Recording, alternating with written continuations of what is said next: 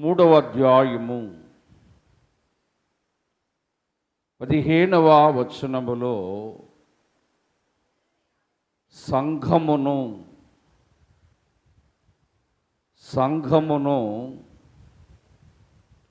స్తంభములతో పోల్చాడు పౌలు. సంఘము ఒక స్తంభము లాంటిదట. మరి మనం చూస్తూ ఉన్నాం, ఈ మందిరం అంతా స్తంభముల మీద ఆధారపడింది. కనబడుతున్నాయి ఆ స్తంభాలు. ఏమా స్తంభం అంటే ఏంటి? చూడండి, స్లాపు లేదా స్తంభాల మీద ఆధారపడింది. దేవుడు పౌలు ద్వారా ఈ తిమోతిలకు రాసిన పత్రికలో సంఘము అనగా మనము ఒక్కొక్కరు దేవుని మందిరములో ఒక్కొక్క స్తంభము లాంటి వారం. స్తంభం మీద ఎలాగా ఈ మందిరము నిలవబడిందో, క్రీస్తు యొక్క రాజ్య సువార్త సంఘమనే స్తంభము మీద అనగా మన మీద నిలవబడవలసినదై ఉన్నది. బైబిల్ గ్రంథములో ఒక స్తంభాన్ని చూస్తాం. చాలా స్తంభాలు ఉన్నాయి, కానీ ఎటువంటి స్తంభముగా మనం ఉండకూడదు, ఎటువంటి స్తంభాలుగా మనం ఉండాలి అన్నది వాక్యములో మనం చూస్తే, ఆదికాండము 9వ అధ్యాయము, క్షమించాలి, ఆదికాండం 19వ అధ్యాయము 26వ వచనములో ఒక స్తంభము కనబడుతుంది. అయితే లోతు భార్య ఆమె వెనకకు తిరిగి ఉప్పు స్తంభమాయను. రేయింబవళ్ళలో ఎల్లెటి త్రోవలో యేసయ్యా నేల మరుతువు, అయ్యయ్యో క్షణంబులు లోకంబును విడుతువు. అయ్యయ్యో చేతులున్నాయమ్మా మీకు? వళ్ళలో ఎల్లెటి త్రోవలో యేసయ్యా నేల విడుతువు, అయ్యయ్యో క్షణంబులో లోకంబును విడుతువు. అయ్యయ్యో క్షణంబులో లోకంబును విడుతువు. దేవుని దూత బయటకు నడిపిన, దేవుని దూత బయటకు నడిపిన లోతు భార్య ఆనాడు లోకాసలో బాడి, లోతు భార్య ఆనాడు లోకాసలో బాడి, ఊరు వెలుపల ఉప్పు స్తంభమాయను, గొప్ప స్తంభమాయను. ఊరు వెలుపల ఉప్పు స్తంభమాయను. రేయింబవళ్ళలో ఎల్లెటి త్రోవలో యేసయ్యా నేల మరుదువు, అయ్యయ్యో క్షణంబులో లోకంబును విడుదువు. అయ్యయ్యో క్షణంబులో లోకంబును విడుదువు. దేవుని పిల్లరా, సొదొమ గొమొర్రా పట్టణాలు దేవుని దృష్టిలో గుహా పాపముగా కనబడుతూ ఉన్నాయి. ఈ సొదొమ గొమొర్రా పట్టణాలను దేవుడు నాశనము చేయడానికి దేవదూతలైన వారిని పంపి ఈ సొదొమ గొమొర్రా పట్టణాలలో ఉన్న లోతు కుటుంబాన్ని బయటకు రప్పించాడు. ఆ సొదొమ గొమొర్రా పట్టణములో ఉన్న లోతు భార్య బయటకు వచ్చిన తర్వాత ఆ సొదొమ గొమొర్రా పట్టణాలను దేవుడు అగ్నిగంధకములను అగ్ని కురిపించి ఆ పట్టణాలను నాశనం చేస్తున్నాడు. నాశనము చేస్తుంటే లోతు భార్య, లోతు పిల్లలు కలిసి ముందుకు సాగుతూ ఉన్నారు. దేవుడు అన్నాడు, ఏమాత్రము వెనకకు చూడక, నువ్వు ముందుకే చూడాలి కానీ వెనకకు చూడకూడదు అని చెప్పాడు లోతుతో. సరే, ప్రయాణము చేస్తూ వెళుతూ ఉంటే వెనకాల అగ్ని చేత లోతు నివాసము చేసిన సొదొమ గొమొర్రా పట్టణము నాశనమైపోతూ ఉంది. లోతు భార్య అట వెనకకు తిరిగి చూసిందంట. ఏం చేసిందమ్మా? అయ్యో, నా ఇల్లు కాలిపోతుంది, నా ఆస్తి కాలిపోతుంది, నా బంగారం కాలిపోతుందని, నా పశువులు కాలిపోతున్నాయని వెనకకు తిరిగి చూసింది. ఈమె ఎప్పుడైతే వెనకకు తిరిగి చూసిందో ఉప్పు స్తంభం అయిపోయిందంట. ఏ స్తంభం చెప్పాలి? దేవదూత నడిపిస్తూ ఉన్నా ముందుకు నడవకుండా వెనకకు చూసి ఉప్పు స్తంభం అయిపోయింది. కనుక సంఘము ఇప్పుడు వెనకకు చూడకూడదు, వెనకనున్న వాటిని తలంచకూడదు, వెనకనున్న వాటిపైన మనస్సు పెట్టకూడదు. గతించిన జీవితము పైనను గతించిన దినములపైనను మనం వెనకకు చూడకూడదు. వెనకకు చూస్తే ఎందుకు పనికిరాని పుస్తంభముగా లోతు భార్య మిగిలినట్టు మనం ఈ లోకములో మిగిలిపోతామని మీకు తెలియచేస్తున్నాను. సరే, దేవుని వాక్యములో సంఘము స్తంభములకు దేవుడు పోల్చాడు. స్తంభము, ఇప్పుడు మనం చూసిన స్తంభం ఏంటంటే ఉప్పు స్తంభం. ఆ స్తంభము మరి ఆనాటి నుండి ఈనాటి వరకు అలాగునే నిలిచి ఉన్న స్తంభముగా చూస్తాం. దేవుని పిల్లారా, సంఘాన్ని దేవుడు దేనితో పోల్చాడు అంటే స్తంభములతో. చూద్దాం. ప్రకటన గ్రంథము 1వ అధ్యాయము, ప్రకటన గ్రంథము 1వ అధ్యాయము 19, 20 వచనాలు త్వరగా చదువుదాం.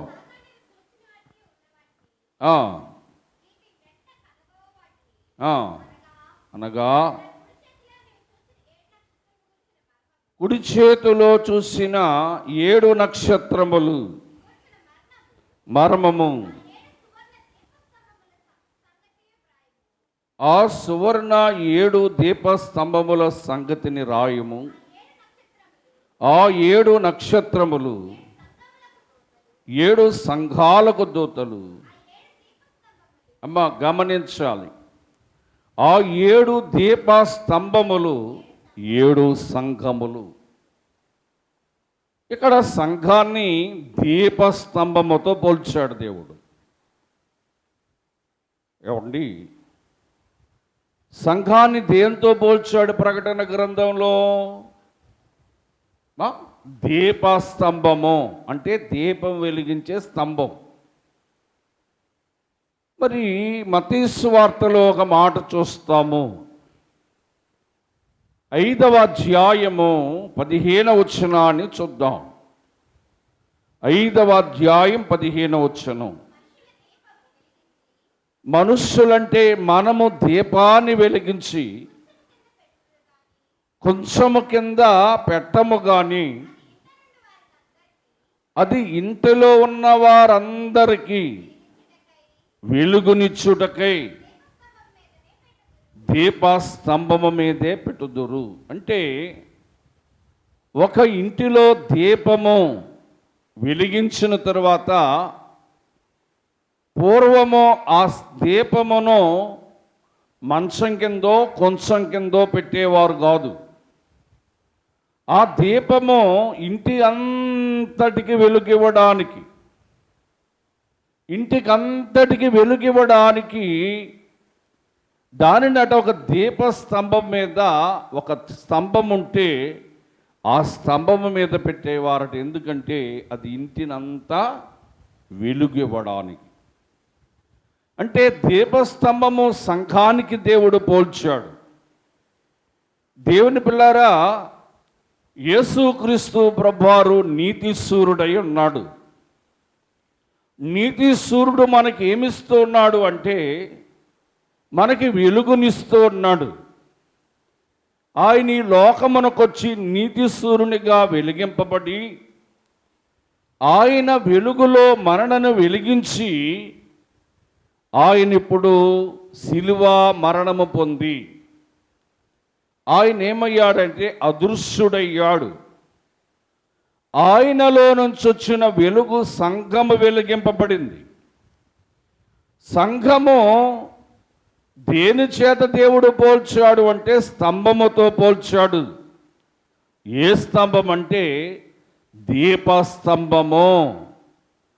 ఈ స్తంభము మీద ఉన్న ధూపము ఎలాగ వెలుగునిస్తుందో సంఘమట అలాగే వెలుగివ్వాలి. అంటే సంఘములో ఉన్న నీవు ఒక వెలుగుని ఇచ్చే బిడ్డగా ఉండాలి. మత్తయి సువార్త 5వ అధ్యాయం 16వ వచనములో మీరు లోకమునకు వెలుగై ఉన్నారు. చదువుదాం. మత్తయి సువార్త 5:16. పిల్లరా, మనుష్యులు మీ సత్క్రియలను చూసి 5:14 చదువుదాం. మనము లోకానికి వెలుగై ఉన్నామంట. అంటే సంఘములో ఉన్న ఒక్కొక్కరు ఒక్కొక్క దీపము. ఈ దీపము దీపస్తంభమును పోల్చాడు కనుక మనము దేవుని చేత వెలిగింపబడ్డాం. వెలిగించిన మనమట చీకటిలో ఉన్న అనేకులను వెలిగించాలి. స్నేహితులారా, నిజమే, నీతి సూర్యుడు లోకానికి ఎలాగ వెలుగునిచ్చాడో ఆయన ద్వారా వెలిగింపబడిన మనము కూడా ఇతరులని వెలిగించాలి. చూడండి, అగ్గిపుల్ల వెలిగి అది కొవ్వొత్తుని వెలిగించి దీపాన్ని వెలిగించినట్టుగా నీవు వెలుగుతూ లోకములో చీకటి అనే పాపములో ఉన్నవారిని జీవపు వెలుగులో వారిని వెలిగించవలసిన వారమై ఉన్నాం. గనుక ఇప్పుడు 5వ అధ్యాయం 16వ వచనములు అంటున్నాడు, మనుష్యులు నీ సత్క్రియలను చూచి పరలోకమందున్న మీ తండ్రిని మహిమపరచునట్టు మనుష్యులు ఎదుట నీ వెలుగుతూ ఉండాలి. ఎలాగునంటే వెలిగింపబడుతున్న దీపస్తంభము వలె. స్నేహితులారా, యేసు ప్రభువులో జీవపు వెలుగుంది. ఆ జీవపు వెలుగు నిత్యము వెలుగుతుంది కనుక ఆయన ద్వారా మనము సంఘముగా వెలిగింపబడ్డాం కనుక మనము మన బిడ్డల్ని వెలిగించాలి, మన భర్తని వెలిగించాలి, మన స్నేహితులను వెలిగించాలి. ఎందుకంటే వారు చీకటి అంధకారములో ఉన్నారు కనుక దీపము ఎలాగ వెలుగునిస్తుందో సంఘములో ఉన్న నీవు ఒక్కొక్క దీపముగా ఉండి చీకటిలో ఉన్న వారికి వెలుగునిచ్చే ఒక స్తంభము వలె ఉండాలి. దీనిని సంఘాన్ని దేవుడు దేనితో పోల్చాడు అంటే దీపస్తంభము. అంటే దీపము వెలిగించే ఒక స్తంభముతో దేవుడు సంఘాన్ని పోల్చాడు. ఇక రెండవదిగా మనం చూస్తే 2వ స్తంభము దగ్గరకు వద్దాం. నిర్గమాకాండము 13వ అధ్యాయం. నిర్గమాకాండము 13వ అధ్యాయము 21వ వచనాన్ని చూద్దాం. ఇశ్రాయేలులు పగలు రాత్రియు ప్రయాణము చేయనట్లుగా దేవుడు వారి మార్గములో నడిపించుటకై పగటి వేళ మేఘస్తంభము. ఇదే స్తంభం ఇందాక చూస్తుందేమో దీపస్తంభం. దీపము వెలిగించే స్తంభము, వెలుగునిచ్చే స్తంభం. ఈ స్తంభము మేఘస్తంభము. మేఘస్తంభములోనూ వారికి వెలుగునిచ్చుటకు రాత్రి వేళ అగ్ని స్తంభముగాను వారికి ముందుగా నడిచెను. ఇశ్రాయేలు సైన్యమునకు ముందు నడచిన దైవమా, ఇశ్రాయేలు సైన్యమునకు ముందు నడచిన దైవమా, మా నేడు మాతో కూడా నుండి, నేడు మాతో కూడా నుండి మమ్ము నడిపించుమా. ఇశ్రాయేలు సైన్యమునకు ముందు నడచిన, ఇశ్రాయేలు సైన్యమునకు, దేవుని స్తోత్రం. ఇక్కడ రెండో స్తంభం కనబడుతుంది. ఏ స్తంభం? మేఘస్తంభం. ఏ స్తంభం? మేఘస్తంభం. ఈ మేఘస్తంభం అంట ఇశ్రాయేలును నడిపిస్తుందంట. ఇశ్రాయేలులకు ముందుండి వారు నడిపిస్తున్న స్తంభము. చెప్పండి, ఇశ్రాయేలులకు ముందుండి నడిపిస్తున్న స్తంభం. దేవుని పిల్లారా, చూడండి, మనము మార్కు సువార్తలో మనమట మేఘస్తంభం వలె ఇతరులను నడిపించేవారిగా ఉండాలి.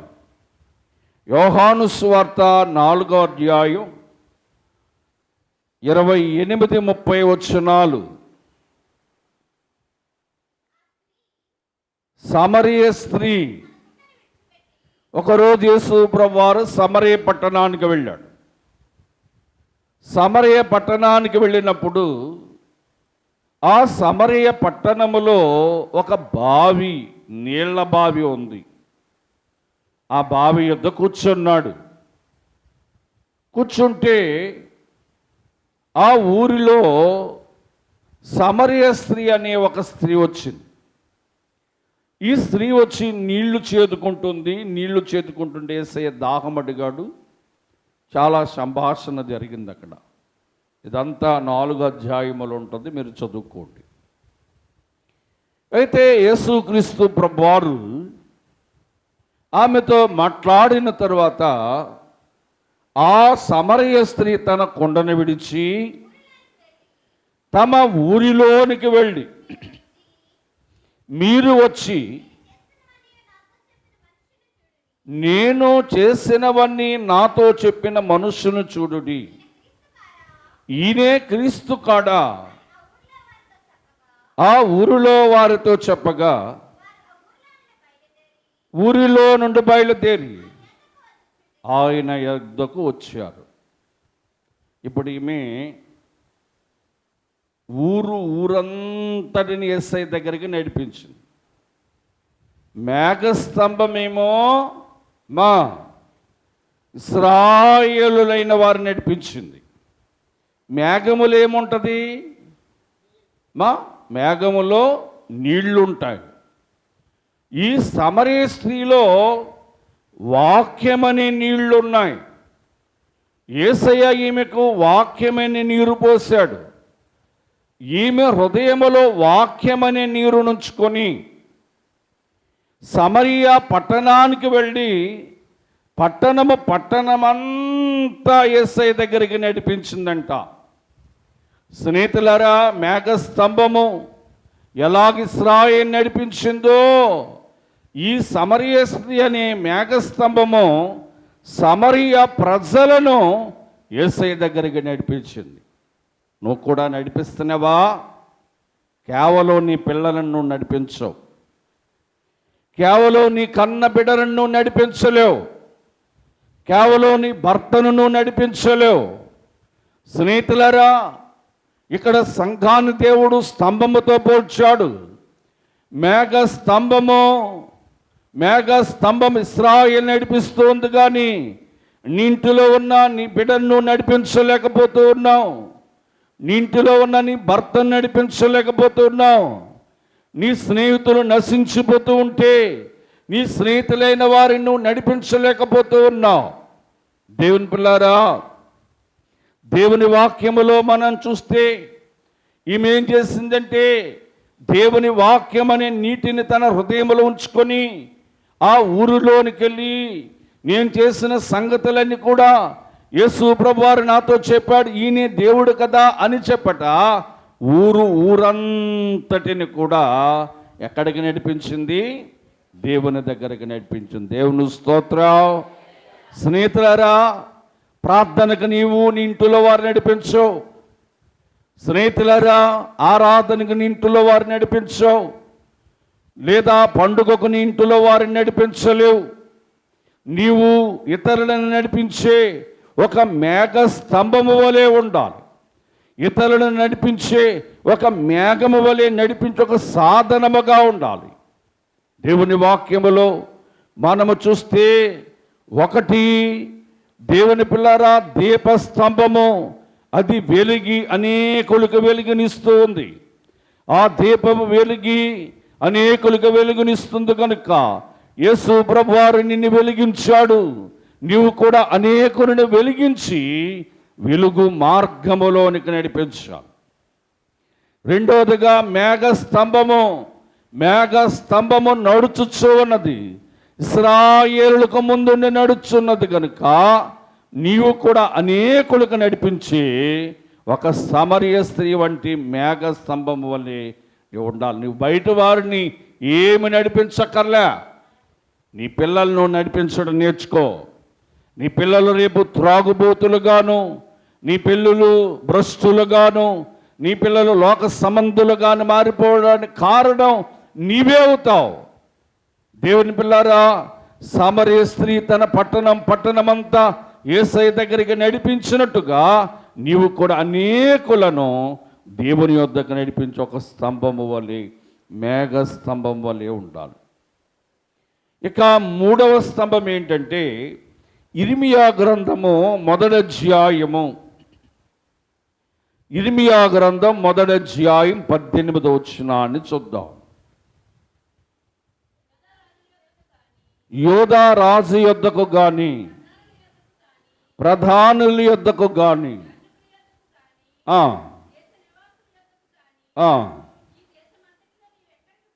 ఈ దేశమంతటిలో నీవెక్కడికి పోయినను ప్రాకారము గల పట్టణముగాను ఇనుప స్తంభము. ఒకటి దీపస్తంభం. సంఘాన్ని దేవుడు దీపస్తంభంతో పోల్చాడు. ఆ దీపస్తంభము ఇంటిని వెలిగిస్తూ ఉన్నట్టుగా సంఘములో ఒక్కొక్కరు మనం ఒక్కొక్క దీపస్తంభం వల్లే వెలుగునివ్వాలి. రెండవదిగా దేవుడు సంఘములో ఉన్న మనలను మేఘస్తంభముతో పోల్చాడు. మేఘస్తంభము నడిపించినట్టుగా నీవు నీ బిడ్డలను, నీ స్నేహితులను దేవుని యొద్దకు నడిపించాలి. ఇక మూడోది ఇనప స్తంభం. పూర్వం మనకు తెలుసు కరెంటు స్తంభాలన్నీ కూడా ఇనప స్తంభాలుగా ఉండేవి. ఇనప స్తంభాన్ని రాయి తీసుకొట్టామనుకో, ఇనప స్తంభం ఏమవుద్ది? అయ్యో, వంగిపోద్ది కదా.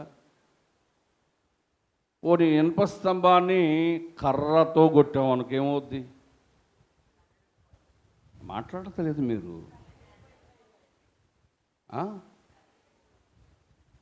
స్తంభం ఇరిగిపోద్ది, అంతేనా? ఇనుప స్తంభానుకున్న స్థితి ఏంటంటే స్థిరమైన స్థితి. ఇనుప స్తంభానికి ఏముంది? స్థిరమైన స్థితి. ఇప్పుడు ఈ స్తంభంలో ఇనప రాడ్లు ఉంటాయి ముందు, అందుకే ఇది ఇలా స్థిరంగా ఉంటుంది. ఇనప రాడ్లు వేయకుండా ఒకవేళ స్తంభం వేస్తామనుకోండి, ఇదేమవుద్ది? కూలిపోద్ది. ఇందులో ఉన్న ఇనప రాడ్లు, ఇనుము ఈ స్తంభాన్ని కదలకుండా స్థిరముగా నిలబడుతుంది. సంఘానికి స్థిరము ఉండాలి. స్థిరమైన మనసు కలిగిన సంఘబిడ్డలుగా ఉండాలి. అంటే కదలక మెదలక నిలవబడే స్తంభము ఇనుప స్తంభం. దేవుని పిల్లరా, అపోస్తుల కార్యగ్రంథం 16వ అధ్యాయం 5వ వచనాన్ని మనం చూద్దాం. సంఘము విశ్వాసమందు స్థిరపడాలట. దేవుని స్తోత్రం. ఇనుప స్తంభము ఎలాగ స్థిరముగా ఉంటుందో, నీవు సంఘములో ఒక స్థిరమైన స్థితిలో ఉండాలి. విశ్వాసములో స్థిరం, భక్తిలో స్థిరం, ప్రార్థన జీవితంలో స్థిరం. కొందరు ఏమంటారు, మా బిడ్డలకు స్థిరమో లేదు, నా భర్తకు స్థిరము రాలేదు. పిల్లరా, స్తంభము, ఇనుప స్తంభము దేనిని చూపిస్తుంటే స్థిర జీవితాన్ని చూపిస్తుంది. అది కదలక మెదలక స్థిరముగా ఉంటుంది. దాని మీద మీకు ఒక చిన్న ఉపమానం చెప్తాను. మత్తయి సువార్త 7వ అధ్యాయము 24-25 వచనాలు. 24-25 వచనాలు. యేసయ్య అంటున్నాడు, కాబట్టి నా మాటలు విని వాటి చొప్పున చెయ్యు ప్రతి వాడును బండ మీద తన ఇల్లు కట్టుకున్నా బుద్ధిమంతుని పోలి ఉండెను. ఏమండి, ఆ ఇంటి మీద ఏం కురిసిందంట? వాన కురిసెను, వరదలొచ్చెను, గాలి విసిరి ఆ ఇంటి మీద కొట్టెను. కానీ ఆ ఇంటి పునాది బండ మీద స్థిరముగా వేయబడెను గనుక అది పడలేదు. దేవుని స్తోత్రం. స్నేహితులారా, ఇక్కడ యేసు ప్రభువు వారు ఒక స్థిరమైన ఇంటి కొరకు మాట్లాడుతున్నాడు. ఒక మనుషుడు ఒక ఇల్లు కట్టుకున్నాడంట. ఆ ఇంటి మీదకు వర్షం కురిసిందంట. వర్షం కురిసి వరదలు వచ్చాయంట. గాలి వీసి ఆ ఇంటిని కొట్టిందట. కానీ ఆ ఇల్లు పడలేదు. ఎందుకు పడలేదు? ఆ ఇల్లు బండ మీద ఉంది. అంటే బండ మీద కట్టిన ఆ ఇల్లు ఎలాగుందంటే స్థిరముగా ఉంది. ప్రతి సంఘ బిడ్డ విశ్వాస జీవితంలో స్థిరత్వం ఉండాలి. మాటలో స్థిరత్వము, మనస్సులో స్థిరము, భక్తిలో స్థిరము, విశ్వాసములో స్థిర జీవితము కలిగి ఉండాలి. కొందరికి స్థిరం ఉండదు. దేవుని పిల్లారా, స్థిర మనస్సు ఉండదు. కొద్దిసేపు ఆ వ్యాపారం చేస్తానంటాడు, కొద్దిసేపు ఈ ఉద్యోగం చేస్తానంటాడు, కొంచెంసేపు ఆ ఇంట్లో ఉంటానంటాడు, కొంచెంసేపు ఈ ఇంట్లో ఉంటానంటాడు, కొంచెంసేపు ఆ ఊరు వెళ్తానంటాడు, కొంచెంసేపు ఈ ఊరు వెళ్తానంటాడు. అంటే వానికి ఏమి లేదు? స్థిరము లేదు. దేవుని బిడ్డలట ఏ స్తంభం వలె ఉండాలంటే ఇనుప స్తంభం వలె స్థిరముగా ఉండాలి, కదలకుండా ఉండాలి.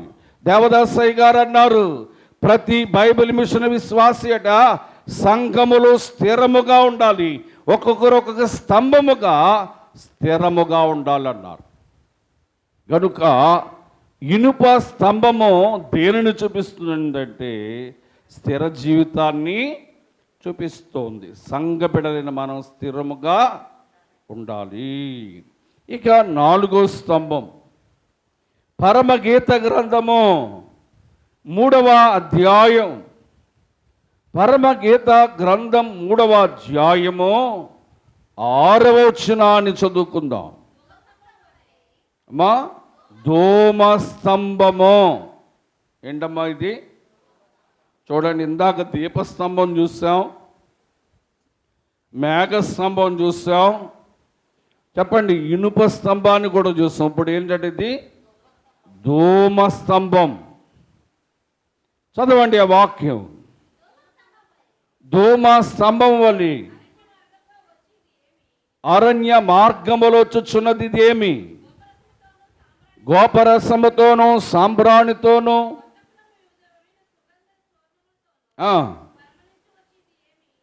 ఇదేమి అని పరమగీతములో ప్రియుడు అంటున్నాడు. ఇదేమి అంటే సంఘాన్ని దేవుడు వర్ణిస్తున్నాడు. సంఘం అంటే ఎలా ఉందంటే ధూమ స్తంభముల వలె ఉన్నదట. ధూమ స్తంభముల సమూహము వలె ఉందట సంఘం. ధూమ స్తంభము అంటే ధూపం వేసే స్తంభము అని అర్థం. 141వ దావీదు కీర్తన 2వ వచనాన్ని మనం చూద్దాం. నా ప్రార్థన ధూపము వలెను అంటే సంఘములో ఉన్న ఒక్కొక్కరు ఎలా ఉండాలంటే ధూమ స్తంభములంటే ప్రార్థన చేసే స్తంభముల వలె ఉండాలి. సంఘాన్ని దేవుడు దేనితో పోల్చాడంటే ఈ ధూమ స్తంభముతో పోల్చాడు. ధూమ స్తంభం అంటే ప్రార్థన చేసేవారు అని అర్థం. దేవుని పిల్లారా, చాలామంది ప్రార్థన చేయడానికి అవకాశం వచ్చినప్పుడు ప్రార్థన చేయమంట. ఎన్ని సంవత్సరాలైనా కొందరికి మందిరంలోకి వస్తే ఏం రాదు, ప్రార్థన రాదు. ఒకవేళ ప్రార్థన చేయమన్నాం అనుకో, యేసు ప్రభువా ఈ కూటమి ఎందుకు జరుగుతుందో నాకు తెలీదు, నీకే తెలుసు ప్రభువా అని ప్రార్థన చేస్తా. ఈ కూటమి ఎందుకు జరుగుతుందో నీకు తెలీదు, నాకు తెలీదు, నీకే తెలుసు ప్రభువా అని ప్రార్థన చేస్తా. మనం ఏమ్మా ఇదేం ప్రార్థన అని అడిగితే, ఏమండి మా వచ్చేరాని ప్రార్థన దేవుడు వింటాడని అంటారు. స్నేహితులారా, కొందరికి ప్రార్థనిస్తూ ఉంటాం. ఒకసారి ఎవరైనా చనిపోయినప్పుడు సమాధి దగ్గర ప్రార్థన చేయమనిస్తే ప్రార్థన ఆదికాండం మొదలుకొని ప్రకటన గ్రంథం వరకు సాగదీసి ప్రార్థన చేస్తుంటాం. ఈ లోపల చచ్చిపోయినోడు వాడికి ఇసుకొచ్చి లెగిసొచ్చి, ఓరు బాబు ఏంటి ప్రార్థన అంటాడు. ఏమండి, కొందరు ప్రార్థనలు విసిగిస్తూ ఉంటారు. దేవుని పిల్లరా, మైకి ఇవ్వడం పాపం. ఏమండి, ఆదికాండం నాయన, ప్రకటన గ్రంథం నాయన, పరమగీతం నాయన, మోషే గారు ఇలా చేశారు నాయన, యెహోషువ గారు అలా చేశారు నాయన. ఇక బైబిల్ గ్రంథం అంతా చదివేస్తుంటారు ప్రార్థనలో. ఈ రామేన్ అనే మాట వారికి రాదు. దేవుని పిల్లారా, భక్తుడు ఒక మాట అన్నాడు, మోకాళ్ళ ప్రార్థనట నీ స్థితిని మారుస్తుంది. ఎప్పుడైతే సంఘము మోకరించి ప్రార్థన చేస్తుందో, ప్రార్థన చేస్తున్న మోకాళ్ళ ప్రార్థన నీ స్థితిని మారుస్తుందంట. రెండవదిగా కన్నీటితో చేసే ప్రార్థన నీ పరిస్థితిని మారుస్తుందంట. కన్నీటితో చేసే ప్రార్థన నీ పరిస్థితిని మారుస్తుందంట. విశ్వాసముతో చేసే ప్రార్థన నీ బ్రతుకే మారుతుందంట. ప్రార్థన వలన నీ స్థితి మారుతుంది, ప్రార్థన వలన నీ పరిస్థితి మారుతుంది, ప్రార్థన వలన నీ బ్రతుకు మారుతుందని నువ్వు గ్రహిస్తున్నావా? గనుక సంఘము ఎలాగున్నదంటే ధూమ స్తంభముల వలె, అంటే ప్రార్థన స్తంభముల వలె సంఘం ఉండాలి. ఎప్పుడు ప్రార్థన చేసేవారుగా ఉండాలి, ప్రార్థనలో గడిపేవారుగా ఉండాలి. గనుక అపోస్తుల కార్యగ్రంథము 12వ అధ్యాయము 5వ వచనములో పేతురు సరసాలలో వేయబడెను, సంఘం అతని కొరకు ఆసక్తితో ప్రార్థన చేశాను. సంఘం ఏం చేయాలంటే ప్రార్థనా ధూపం వేయాలి. ప్రార్థనా ధూపం వేసే సంఘము వలె ఉండాలి. మరి నిన్న 2వ శనివారపు ప్రార్థనలో మురారి సన్నిధి వారు వచ్చి దాదాపు 2-3 గంటల సేపు ఈ సన్నిధిలో ప్రార్థనా ధూపం వేశారు. నీ కొరకు, నీ కుటుంబం కొరకు ప్రార్థన చేశారు. దేవుని పిల్లరా, సంఘము ఎలా ఉండాలంటే ధూప స్తంభముల వలె ఉండాలట. ఇక్కడ మనం చూస్తే 1 మనము దీపస్తంభములతో దేవుడు పోల్చాడు. 2 మేఘస్తంభములతో దేవుడు పోల్చాడు. 3 ఇనుప స్తంభముతో పోల్చాడు. 4 దోమ స్తంభములతో మరణను పోల్చాడు. ఇక 5వది ఏంటంటే ఇందాక చదువుకున్న మూలవాక్యం. 1 తిమోతికి రాసిన పత్రిక 3వ అధ్యాయము 3వ అధ్యాయము 15వ వచనాన్ని చూద్దాం. అన్నిటి విషయములో ఆలస్యము చేసిన ఎడల దేవుని మందిరములో గనుక జీవముగల దేవుని సంఘములో జనులు ఎలాగ ప్రవర్తించవలెనో ఈ సంగతులు రాయిచున్నాను. ఈ సంఘము సత్యమునకు స్తంభమును ఆధారమైన దేవుని స్తోత్రం. సంఘము సత్యమును మోసే ఒక స్తంభములాగా ఉండాలట. సత్యము అంటే యోహాను సువార్త 14:6లో యేసు ప్రభువారు అన్నాడు, నేనే మార్గము.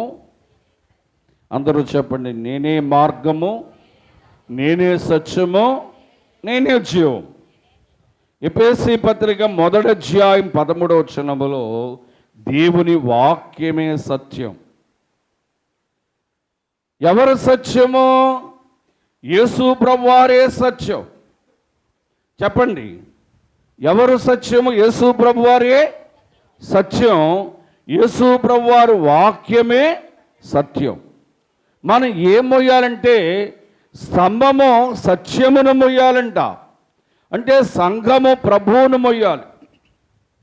దేవులారా, కొందరు ఏం మోస్తారంటే ముసలమ్మ మోచట్లు కట్టి పెట్టి పరిశుద్ధ గ్రంథాన్ని చేత పట్టి, ముసలమ్మ మోచట్లు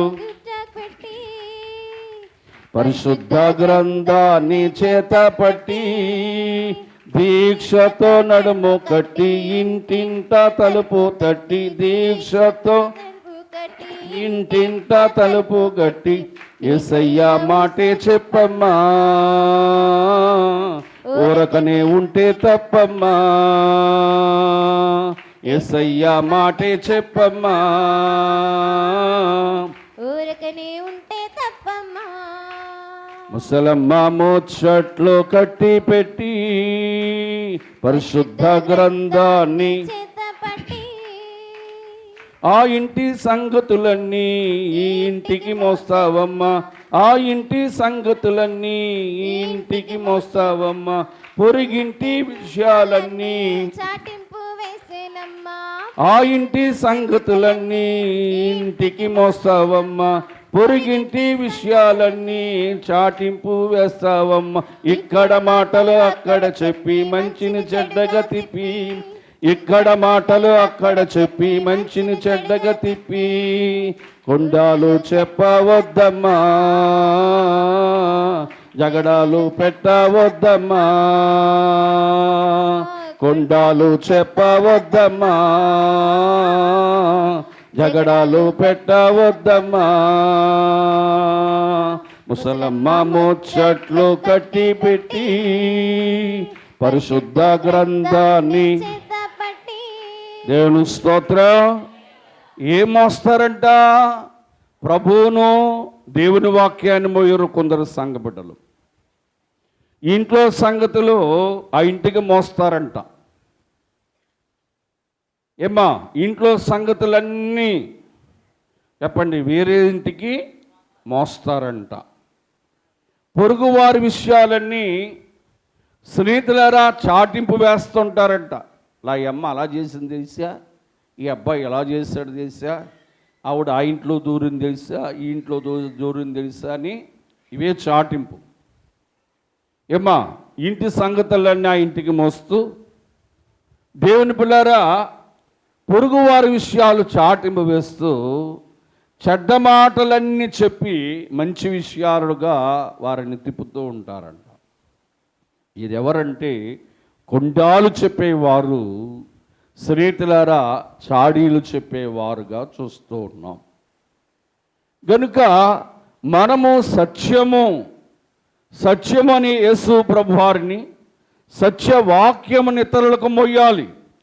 ఆనాడు గాడిద యేసు ప్రభువారిని మోసింది, గాడిద యేసు ప్రభువారిని మోస్తూ ఉంది. గాడిద మీద బట్టలు వేశారు, గాడిద నడుస్తూ ఉంటే కింద బట్టలు వేశారు. ఎంత ఘనత వచ్చింది గాడిదకు. అలాగా నీవు ఇక్కడ విషయాలు అక్కడ మోయకుండా, వారి విషయాలు వీరితో చెప్పకుండా, చాడీలు కొండాలు చెప్పకుండా, దేవునిని మోసుకుంటూ, దేవుని సువార్తను మోసుకుంటూ, సత్యమనొక స్తంభము వలె నీవు దేవుని సువార్తను చాటించే ఒక సాధనము వలె, ఒక సత్యమనొక స్తంభము వలె నీవు నిలబడాలి. దేని పిల్లారా, ఇది సత్యమనొక నిలవబడిన స్తంభము, సంఘము. నిజమే. ఇక మరొక స్తంభాన్ని మనం చూద్దాం. ఆదికాండము 31వ అధ్యాయము 45వ వచనం. 31వ అధ్యాయము. యాకోబు ఆ రాయిని తీసుకొని దానిని స్తంభముగా నిలవపెట్టెను. దేవుని స్తోత్రం. ఇక్కడ యాకోబు లాభాను కనబడుతూ ఉన్నాడు. ఈ వాక్యం మనకు అర్థం అవ్వాలంటే 31 నుంచి 49, 52 వచనాలు త్వరగా. అంతటా లాబాను బంగారు అల్లుడు గారితో అంటున్నాడు, నా కుమార్తెను బాధ పెట్టినను, ఇతర స్త్రీలను పెళ్లి చేసుకున్నాను, మన యొద్ద మా అల్లుడు గారు,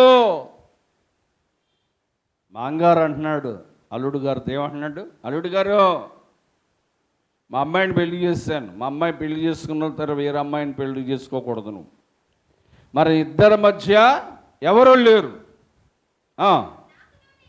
నాకును నీకును దేవుడే సాక్ష్యం. దేవుని స్తోత్రం. మాంగారికి అల్లుడికి ఎవరు సాక్ష్యం? మన ఇద్దరి మధ్య ఎవరు సాక్ష్యం లేరు, దేవుడే మనకి సాక్ష్యం. కిందకి చదువుదాం. మరియు లాబాను, నాకును నీకును మధ్య నేను నిలిపిన ఈ స్తంభమును చూడము, ఈ కుప్ప దాటి నీ యొద్దకు రాకయు, ఈ కుప్ప ఈ స్తంభము దాటి నా యొద్దకు రాకుండా ఉండుటకు ఈ కుప్ప సాక్షి, ఈ స్తంభమే సాక్షి. దేవుని స్తోత్రం. అంటే మాంగారికి అల్లుడు గారికి మధ్య ఒక స్తంభం ఉంది. ఆ స్తంభం ఏం చెప్తుందంట? సాక్ష్యం చెప్తుంది. స్తంభం సాక్ష్యం చెప్తుంది. అబ్బాయి, ఈ స్థలం ఫలానా వారిది, ఈ స్థలం ఫలానా వారిదని ఈ మధ్యలో ఉన్న స్తంభం సాక్ష్యం చెప్తుంది. అంటే స్తంభము సాక్ష్యం చెప్తుంది. దేవుని పిల్లారా, దేవుని సంఘమైన మనము ఒక్కొక్కరు ఒక్కొక్క స్తంభము కనుక మనం సాక్ష్యం చెప్పేవారిగా ఉండాలి. ఏమండి, యేసు ప్రభువారు మత్తయి సువార్త 8వ అధ్యాయం 2-4 వచనాలు చూద్దాం. ఇదిగో కుష్ఠరోగి వచ్చి ఆయనకు మొక్కి, ప్రభువా నీకు ఇష్టమైతే నన్ను శుద్ధినిగా చేయమనెను. అందుకు అతడు చెయ్యి చాపి వానిని ముట్టి, నాకు ఇష్టమే, శుద్ధుడవ కమ్మని చెప్పగా వెంటనే ఆ కుష్ఠరోగము నుంచి అతడు శుద్ధిగాయను. అప్పుడు యేసు, ఎవరితో ఏమి చెప్పక సుమి, కానీ నీవు వెళ్ళి నీవు సాక్షార్థమే. దేవుని స్తోత్రం. ఇక్కడ ఒక కుష్ఠరోగిని యేసయ్య బాగు చేశాడు. బాగుపడిన కుష్ఠరోగితో అన్నాడు, నువ్వు వెళ్ళాలి, వెళ్ళి దేవుని మందిరంలో సాక్ష్యం చెప్పాలి. ఏం చెప్పాడు? సాక్ష్యం చెప్పాలన్నాడు. యాకోబుకును లాబానుకున్న ఆ రాయి, ఆ స్తంభము సాక్ష్యం చెప్తుంది. సంఘబిడలైన నీవు దేవుడు నీకు చేసిన కార్యం, దేవుడు నిన్ను బాగు చేసిన విధానం, దేవుడు చేసిన నీకు మేలు నువ్వెంతమందికి సాక్ష్యం చెప్పావు? ఏమ్మా, ఎంతమంది సాక్ష్యం చెప్పావు? అపోస్తుల కార్యగ్రంథం 1:8 యేసు ప్రభువారు మనతో ఒక మాట అన్నారు. 1:8 అయితే పరిశుద్ధాత్మ మీ మీదకి వచ్చినప్పుడు మీరు శక్తి పొందెదరు గనుక మీరు యెరూషలేములోను యూదాలోను సమరయ దేశమంతటిలోను భూ దిగంతముల వరకు ఎలా ఉండాలి? మనం సాక్షులుగా ఉండాలి. కానీ ఏం చెప్పడం లేదు, ఎక్కడికి వెళ్ళినా సాక్ష్యం చెప్పం. నువ్వు ఎలా రక్షింపబడ్డావో, దేవుడు నీ జీవితంలో ఏ కార్యం చేశాడో, ఎలాంటి అద్భుతం చేశాడో, ఒకప్పుడు ఏమీ లేని నీకు ఎలాగ గృహాన్ని ఇచ్చాడో, ఏమీ లేని నీకు దేవుడు ఎలాగ ఆస్తిని ఇచ్చాడో ఎప్పుడైనా ఇతరులకు సాక్ష్యం చెప్పావా? దేవుడు నిన్నే అడుగుతున్నాడు సూటిగా. యాకోబు లాబానుకు మధ్య నిలవబడిన ఆ రాయి సాక్ష్యం చెప్తుంది. నిజంగా నువ్వు సాక్ష్యం చెప్తే నీ స్నేహితులు ఎప్పుడో మారిపోతురు. నిజంగా నువ్వు సాక్ష్యం చెప్తే నీ కుటుంబంలో అనేకులు మారుదురు. నువ్వు నిజంగా సాక్ష్యం చెబితే, యేసు ప్రభు కొరకు నువ్వు సాక్షిగా ఉంటే, నీవు దేవుని కార్యాన్ని సాక్షిగా చెప్తే అనేకులను మార్చి ఒక సాక్షిగా మారిపోతావు. దేవదాసయ్య గారు అన్నారు, సాక్ష్యమిచ్చేదా మన స్వామి యేసు దేవుడనుచు సాక్ష్యమిచ్చేదా మన స్వామి దేవుడు యేసు అనుచు సాక్ష్యమిచ్చేదా సాక్ష్యమనిన గనిన వినిన సంగతులను తెలుపుటయే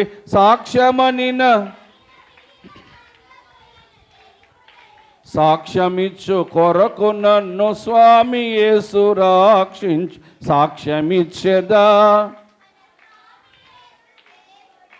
సాక్ష్యం అంటే ఏంటంట? గనిన అంటే చూసిన సంగతులు, విన్న సంగతులు, జరిగిన సంగతులు ఇతరులకు సాక్ష్యం చెప్పాలి. మనం ఇవాళ సంఘం సాక్ష్యం చెప్పడం లేదు. అమ్మా, ఒకప్పుడు నాకు ఏమీ లేదమ్మా, మేము అద్దింట్లో ఉండేవారమమ్మా, దేవుడు ఇవాళ నాకు ఒక మంచి గృహం ఇచ్చాడమ్మా అని నువ్వు ఎక్కడేం చెప్పావా? అమ్మా, ఒకప్పుడు మరణించవలసిన దాన్నమ్మా మరణించవలసినాన్నయ్యా యేసు ప్రభువారు నేను బైబిల్ మిషన్లోనికి వెళ్ళగా దేవుడు నేను స్వస్థపరిచాడని సాక్ష్యం చెప్పావా? సాక్ష్యము దేవుని మహిమపరుస్తుందని నువ్వు గ్రహించుకోవాలి. స్నేహితులారా, నువ్వు ప్రయాణం చేస్తున్నప్పుడు నీకు తెలియని వారు ప్రక్కన ఉంటారు. నీ ఇంటి ప్రక్కన ప్రభు నెరగని వారు ఉంటారు. నీ జీవితంలో జరిగిన సాక్ష్యము నువ్వు ఇతరులకు చెప్పాలి. ఇతరులకు చెబితే దేవుడు నీకు చేసిన మేలు వారికి చేస్తాడు. నన్ను ఎక్కడికి పిలిచినా వాక్యం చెప్పడానికి నా జీవిత సాక్ష్యాన్ని నేను పంచుకుంటూ ఉంటాను. నాకు దేవుడు చేసిన మేళ్ళు, దేవుడు చేసిన అద్భుతాలు నేను సాక్ష్యంగా చెప్తూ ఉంటాను. గనుక సంఘము అనే విశ్వాసి సాక్ష్యము చెప్పే ఒక స్తంభం వలె ఉండాలి.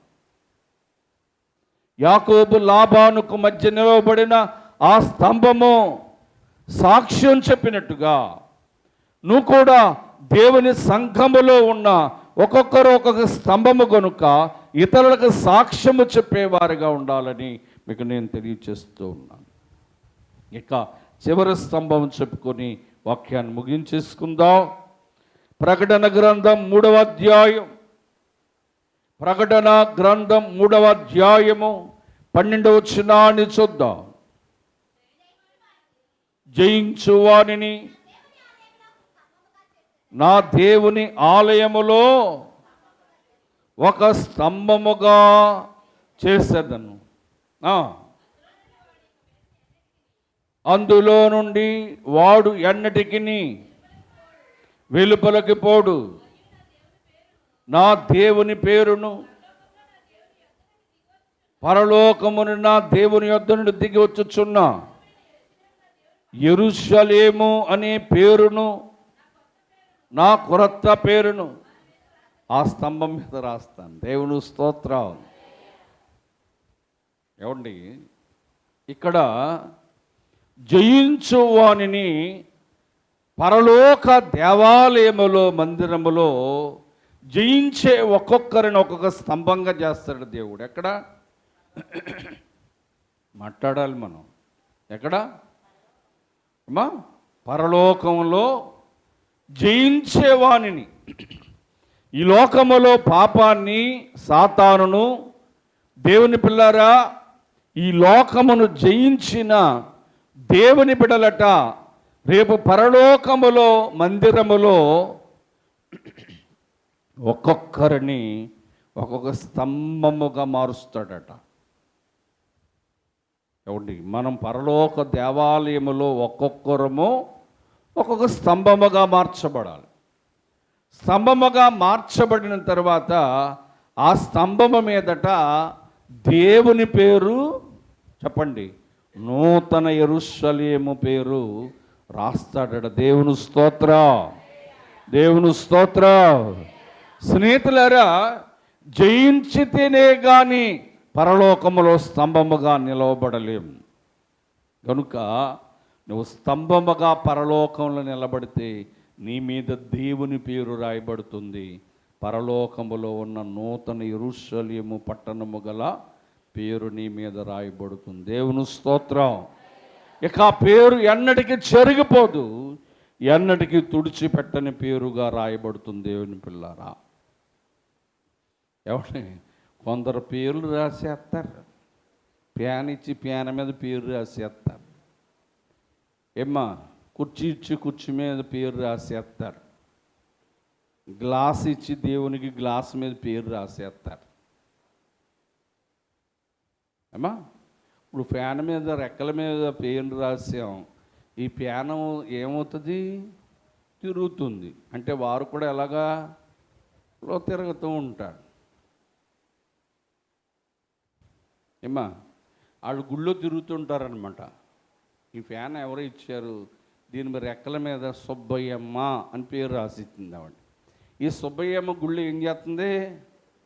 తిరుగుతుంది. దబరా ఇచ్చారు, దబరా మీద పేరు రాశారు, కింద పేరు కొట్టారు, దబరా గిన్నె కింద పేరు కొట్టారు. అది తీసుకెళ్ళి పొయ్యి మీద పెట్టాం. సుబ్బయ్యమ్మ గారు పొయ్యి మీద మండిపోతుంది. అమ్మా, కొందరు పేర్లు రాసిస్తూ ఉంటారు. స్నేహితులారా, నీ పేరు దేవుని మందిరములో స్తంభము మీద దేవుడు స్థిరమైన ఆయన పేరు రాస్తాడట. ఏమా, ఆలోచించుకోవాలి మనం. మొన్న మందిరాన్ని 10,000 ఇచ్చాను, పేరు చెప్పాడా పాటర్ గారు అంటుంటారు మమ్మల్ని. 10,000 ఇస్తే పేరు చెప్పాలా? ఏ పేరు చెప్పకపోతే నీ కానుక దేవుడు అంగీకరించడా? ఏమ్మా స్నేహితులారా, దేవుని వాక్యములో మనం గ్రహిస్తూ ఉన్నాం. ఒకటి, దీపస్తంభము, సంఘము దీపస్తంభం వలె వెలిగిస్తూ ఉండాలి. దీపాన్ని వెలిగించి ఆ స్తంభం మీద వెళితే ఆ దీపము ఎలాగ ఇంటంతటిని వెలిగిస్తుందో, సంఘములో ఉన్న ఒక్కొక్కరు ఒక్కొక్క దీపస్తంభం వలె నీంటిలో ఉన్న పాపమనే చీకటిని తొలగించి నీ భర్తను, నీ బిడ్డకు నువ్వు వెలుగునిచ్చి నువ్వు వెలుగు నింపేబడే ఒక దీపస్తంభములా ఉండాలి. రెండోది మేఘస్తంభం. మేఘస్తంభము ఇశ్రాయేలు నడిపించినట్టుగా నీవు నీ కుటుంబాన్ని నడిపించి ఒక మేఘస్తంభం వలె ఉండాలి. నీ స్నేహితులను నడిపించి ఒక మేఘస్తంభం వలె ఉండాలి. సమరయ స్త్రీ తన పట్టణం అంతటినీ నడిపించింది. మూడవది ఇనుప స్తంభము. స్థిరత్వం ఉండాలి మనకి. పనిలోనైనా, ఉద్యోగంలోనైనా, జీవితంలోనే ఉండాలి స్థిరం స్థిరం కదలకూడదు. దేవదాసయ్య గారు